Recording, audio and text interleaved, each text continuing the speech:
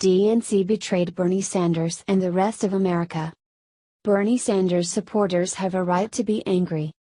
The leaked emails from the Democratic National Committee apparently confirmed what they have said all along, that the political system was rigged against their candidate in favor of Hillary Clinton. Top Democrats essentially dismissed Sanders as a viable candidate during the primaries, attempted to undermine him with voters and even took steps to derail his campaign, according to hacked emails that were recently made public by WikiLeaks. In doing so, Democrats tarnished the electoral process and alienated a large constituency of voters that they will need to help lift Clinton to victory in November. In other words, the Democrats created a mess. And they are turning to Sanders, the very one they betrayed, to come in and clean it up. Sanders dutifully took the stage on opening night of the Democratic National Convention on Monday in Philadelphia and, in effect, told his supporters not to harbor any ill feelings over being stabbed in the back.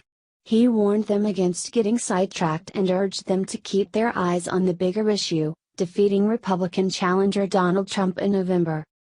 If this were a typical presidential election, Democrats would pout for a day or two and then join hands for a partisan rendition of Kumbaya. But there's nothing ordinary about this year's race.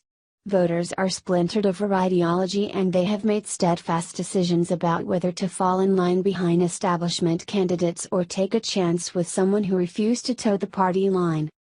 Long before the primaries ended, Clinton had tried to open the door to Sanders supporters.